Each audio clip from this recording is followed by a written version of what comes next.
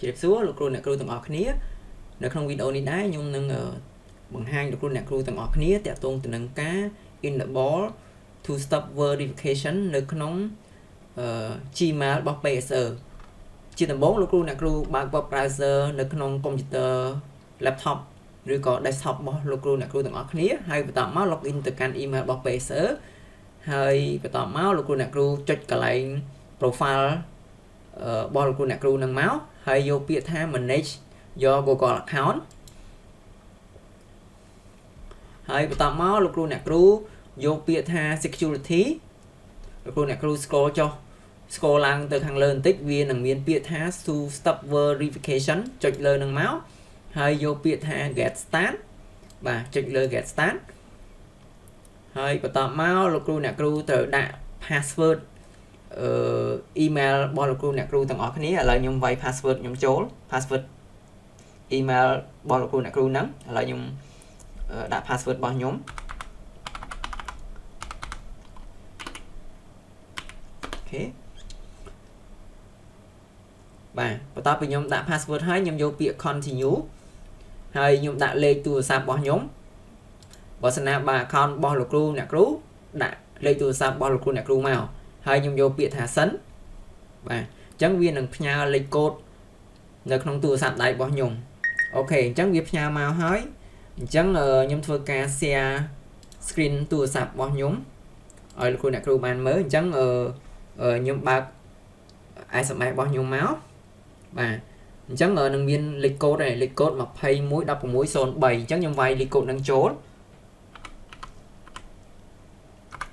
អូខេខ្ញុំវាយលេខកូដនឹងចូលមកហើយខ្ញុំចុច next បាទហើយខ្ញុំយកពាក្យ turn on អូខេអញ្ចឹងពាក្យ turn on ប៉ុណ្ណឹងហើយអត់តាន់ជាប់ទេគឺវាចាប់យកលេខទូរស័ព្ទជា default អញ្ចឹងខ្ញុំត្រូវការ add វាចូលនៅក្នុង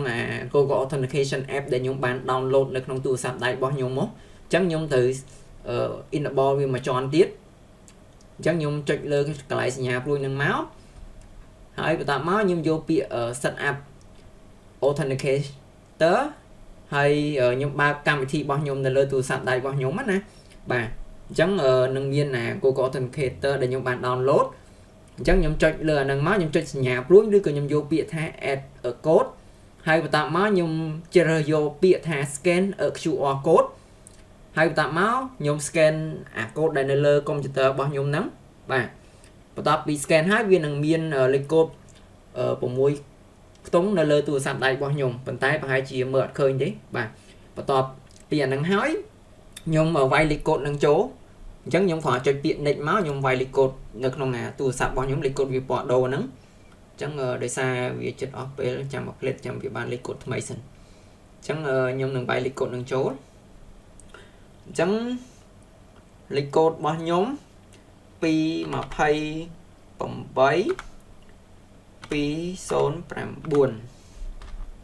ខេហើយខ្ញុំចុចពាក្យ verify អញ្ចឹងប៉ុណ្ណឹងជាប់អញ្ចឹងនៅក្នុងវីដេអូនេះដែរតាក់ទងទៅនឹងការ enable